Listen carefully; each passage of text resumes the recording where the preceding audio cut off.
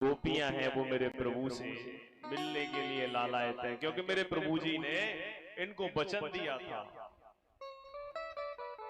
लेकिन आज तो चमत्कार हो गया, गोपियां अपने अपने घर पर काम कर रही थी और गोविंद के मन में उनसे मिलने की उत्कंठा जागी। योग माया कृपा शक्ति किशोरी श्री राधा रानी जी को स्मरण करके भगवान ने आज जैसे ही प्यारी बंसी बजाई, तो बंसी की धुन जैसे ही गोपियों के कान में पड़ी मेरे भक्तजनों, तो गोपी जैसे ही बंसी की धुन सुनी तो आज अपने शरीर का भान भूल गई और सभी ब्रजमाएं आज ब्रजबामाएं गोविंद से मिलने के लिए बंसी के साथ भजी हुई चली जा रही है। बंसी की धुन सुनकर ये गोपियां सभी बाबरी है कर दौड़ने लगी। एक गोपी तो दूध धो रही थी, जैसे ही उसने बंसी की आवाज को सुना तो आज दूध वहीं पर और बर्तन वहीं रख के सीधे आज गोविंद से मिलने के लिए दौड़ लगा दी। इतना ही नहीं, एक गोपी आभूषण पहन रही थी और जैसे ही मेरे कन्हैया की मुरली कानों में पड़ी तो जो आभूषण गले में पहनना था उस आभूषण को पैर में पहन लिया और जो पैर में पहनना था उसे गले में पहनकर आज गोविंद से मिलने के लिए दौड़ पड़ी। एक गोपी अपने बच्चे को दुग्ध पान करा रही थी, जैसे ही मेरे कन्हैया की मुरली की आवाज को सुना आज तुरंत मेरे भक्तजनों अपने बच्चे को जमीन पर पटक कर मेरे ठाकुर जी से मिलने के लिए चल गई। एक गोपी अपने आंखों में काजल लगा रही थी, तो जो आंख में लगाना चाहिए वो तो होठन पे लगा लो, और होठन पे जो लगाना चाहिए वो गोपी ने आंख में लगा दिया। इतना ही नहीं, एक गोपी वस्त्र पहन रही थी, तो जो ऊपर पहनना था वो नीचे पहन लिया और जो नीचे पहनना था वो ऊपर डाल लिया। लहंगा पैरों शीश पे दई चूदरी पा, पतियन रोके ना छोड़ चली घरवा।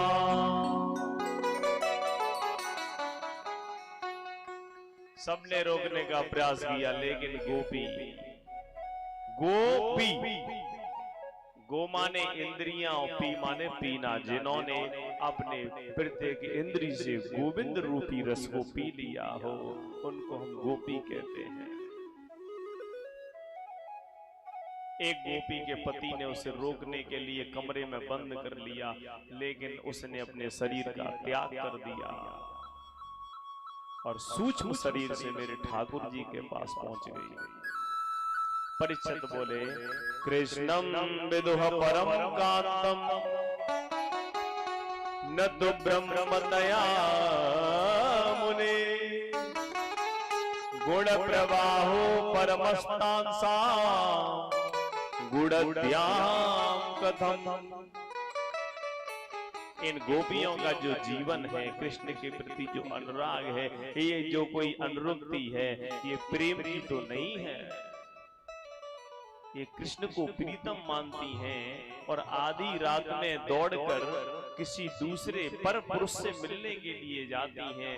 ये धर्म नहीं है, क्योंकि जिस समय राजा परीक्षित कथा श्रवण कर रहे थे सुखदेव जी से, उस समय कलयुग का प्रारंभ हो चुका था, इसलिए परीक्षित जी इस तरह की बात कर रहे हैं। तो सुखदेव जी कहते हैं, उक्तम पुरस्तादे तत्ते चेदः सिद्धिं यथागतः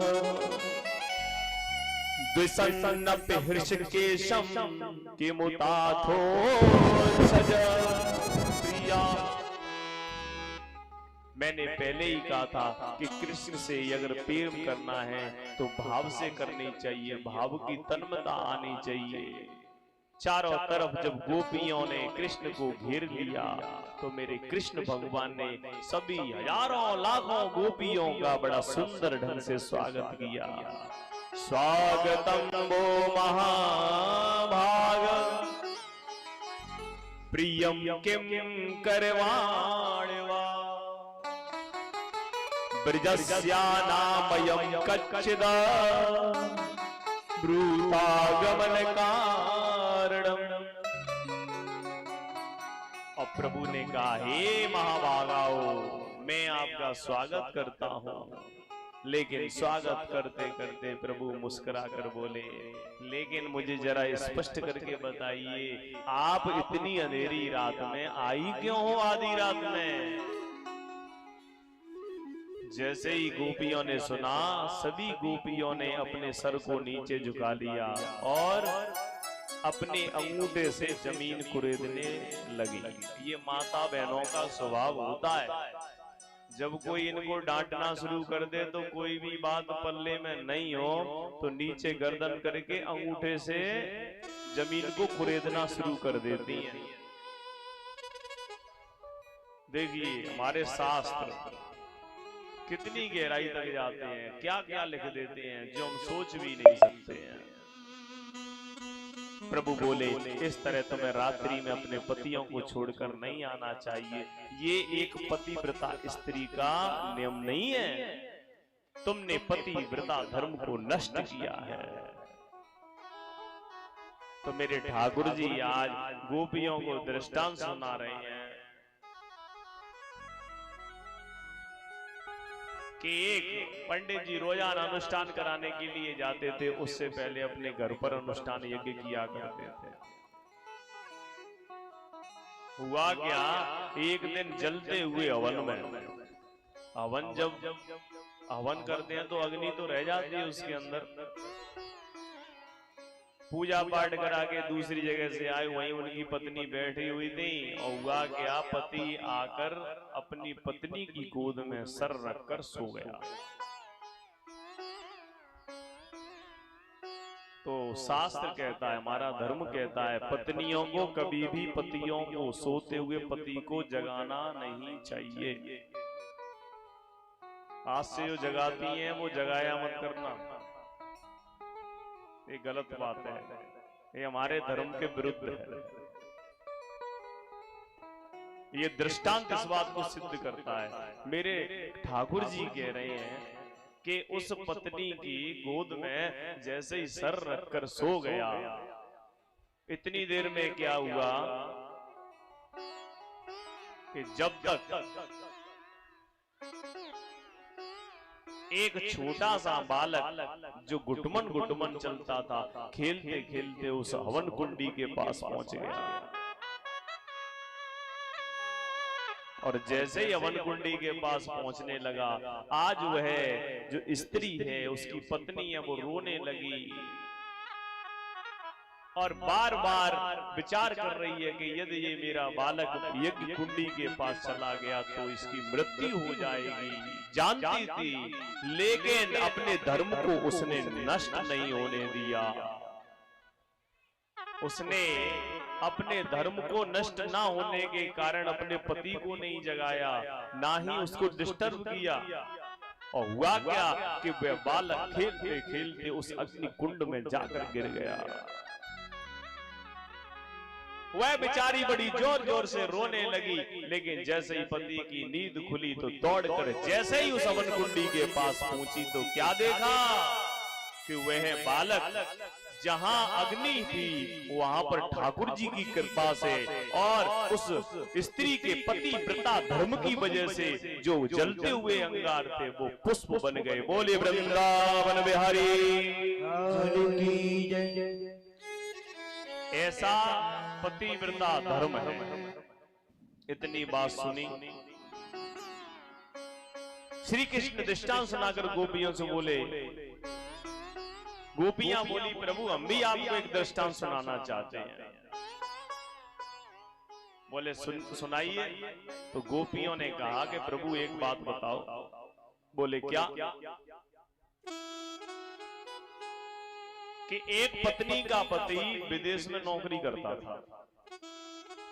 देखिए ये कोई बनाई हुई बातें नहीं है, ठाकुर जी और गोपियों के बीच में बातें चल रही हैं, ध्यान से सुनो। और उसका पति जब चला गया तो वह स्त्री बड़ी पतिव्रता थी, तो क्या करती थी, वह उसके फोटो की पूजा किया करती थी, फोटो को भोजन खिलाया करती थी, उसके बाद भोजन किया करती थी। प्रभु एक दिन क्या हुआ कि वह रात के समय में पति की सेवा फोटो की कर रही थी। अचानक क्या हुआ कि जो उसका असल में पति था वो दरवाजे पर आ गया। और जैसे ही वो दरवाजे पर आया तो गोपियां कृष्ण से कह रही हैं कि प्रभु आप हमें स्पष्ट करके बताओ कि पतिव्रता स्त्री को क्या पति सेवा छोड़ देनी चाहिए, कि जो असल में पति आया है उसके लिए दरवाजा खोलना चाहिए या नहीं? तो मेरे ठाकुर जी बोले जब असल का पति आ गया है तो फिर ये झूठ मांस के फोटो की सेवा करने से क्या फायदा, दरवाजा खोल देना चाहिए। तो बस यही बात तो तुम्हें हम समझाना चाह रहे हैं कि जब हमें तुम वास्तव में परम पिता परमेश्वर पति, हमारा वास्तव में पति हमें मिल चुके हैं, आप कृष्ण जैसे, तो फिर संसार के पति के साथ रहकर हम क्या करेंगे? ये जो हाड़ मास का पति है जिसका कोई पता नहीं है कब तक जिएगा, ऐसे पति का हम वर्ण करके क्या करेंगे? प्रभु हम तो आपको ही पति मानती हैं, इसलिए आप हमें स्वीकार करिए। बोले ठाकुर जी। आज कृष्ण गोपियों की बातों को सुनकर बड़े ही प्रसन्न हुए और गोपियां कहती हैं अब आप पितृमातु सायक स्वामी सखा, तुम ही एक नाथ हमारे हो,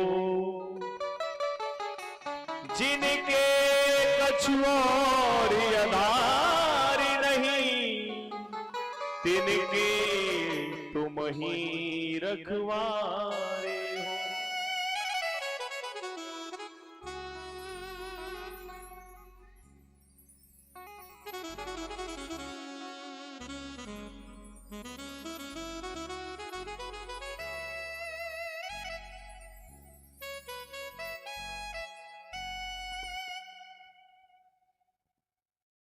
हेलो हेलो, कृपया ध्यान दें। बोलो बंसी बारे की जय। फ्लिपकार्ट बिग बिलियन डेज, नाम ही काफी है।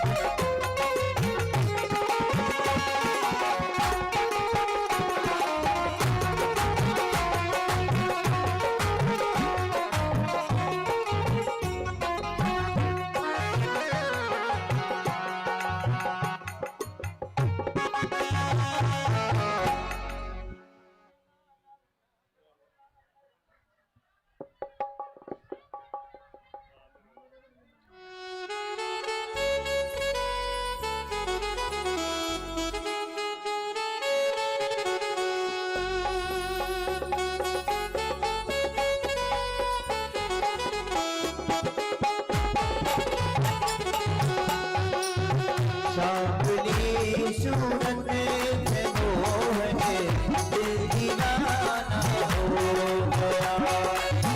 सांवली सूरत में मोहने दिल दीवाना हो गया। दिल दीवाना हो गया मेरा, दिल दीवाना हो गया। दिल दीवाना हो गया मेरा, दिल दीवाना हो गया। सांवली सूरत में मोहन दिल दीवाना हो गया। सांवली सूरत में मोहन दिल दीवाना हो गया।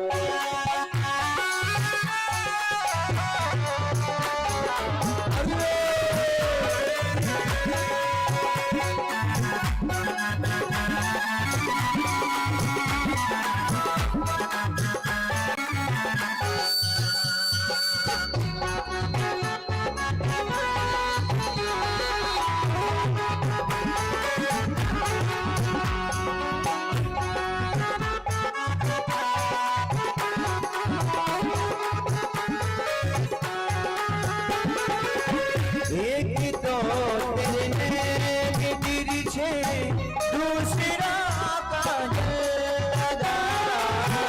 एक तो तेरे नैन तिरछे, दूसरा काजल लगा। एक तो तेरे नैन तिरछे, दूसरा काजल लगा।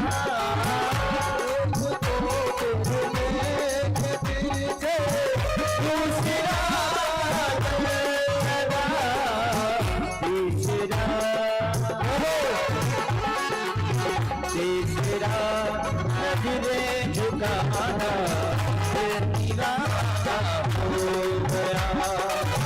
सांवली सूरत में मोहन दिल दीवाना हो गया।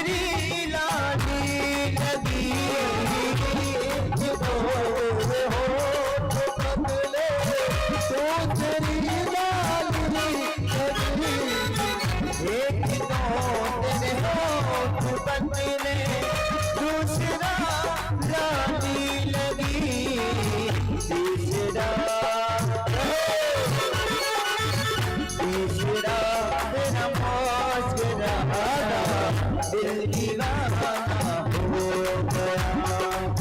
सांवली सूरत में मोहन दिल दीवाना हो गया।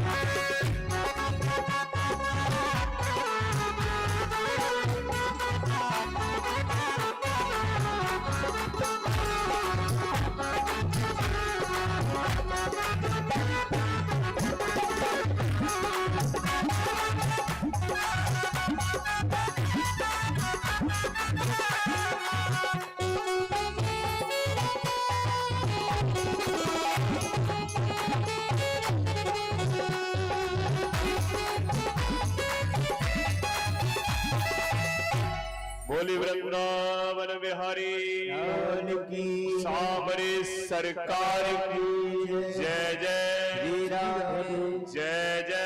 श्री राधे। बड़ा ही सुंदर प्रसंग है मेरे भक्त वृंदो। आज जो ये गोपियां हैं, ये कोई साधारण गोपियां नहीं है। ये गोपियां कौन है? जब भगवान राम 14 वर्ष के लिए दंडक वन के लिए जा रहे थे, तो सभी संत जन ऋषि जन विराजमान हुए थे और विचार कर रहे थे कि हम भी स्त्री होते और भगवान राम के साथ होते तो आज उनकी मन की सिद्धि को पूर्ण करने के लिए आज मेरे गोविंद के पास ये संत जन, दंडक वन के संत जन गोपियां बन के आए हुए हैं। इतना ही नहीं, जब मेरे प्रभु जी ने बामर रूप धारण किया था,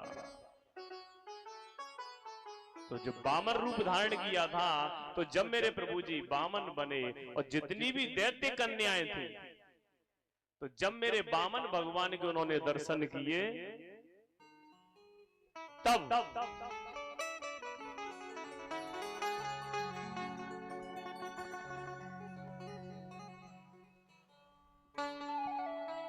बामन भगवान के दर्शन किए तो उन दैत्य कन्याओं के मन में ये विचार आया कि हम भी इन बामन भगवान से पति रूप में वर्ण करें।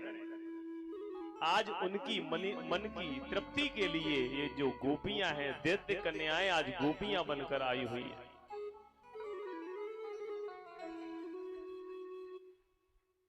इतना ही नहीं, जब मेरे प्रभु जी विंध्याचल पर्वत के साथ जब सभी देवी देवता दैत्य मिलकर समुद्र मंथन कर रहे थे, तो विंध्याचल पर्वत जैसे ही नीचे की ओर गया, किसका?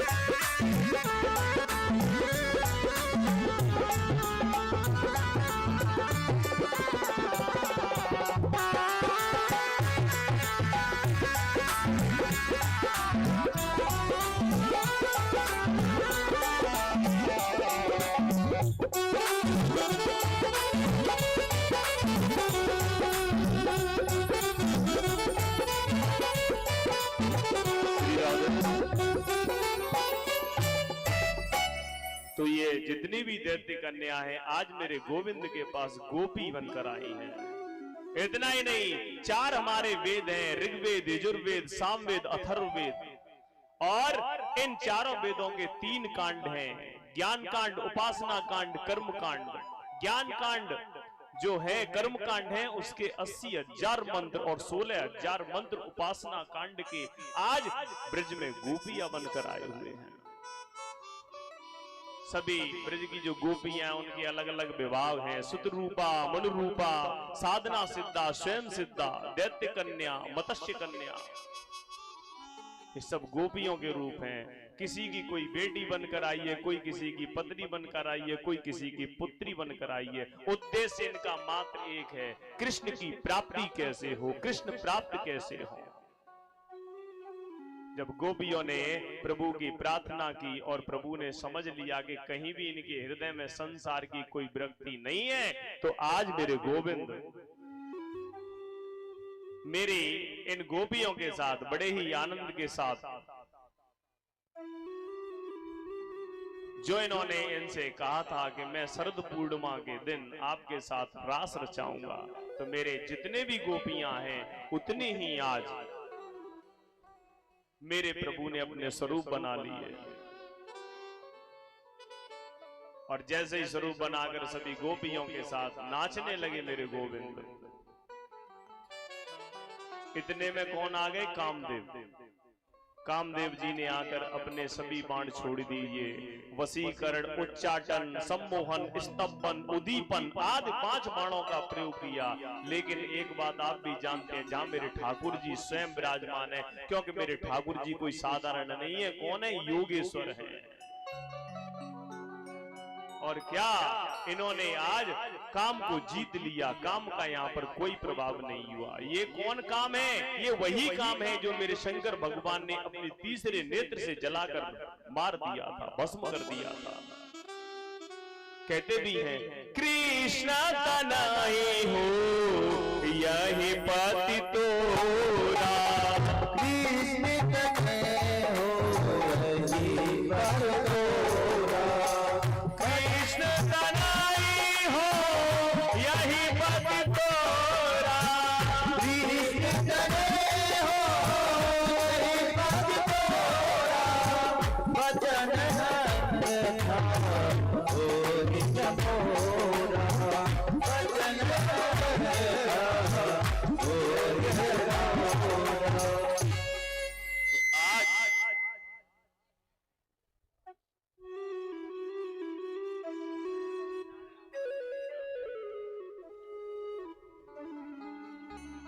काम ने जितने भी बाण छोड़े वो सब नष्ट हो गए।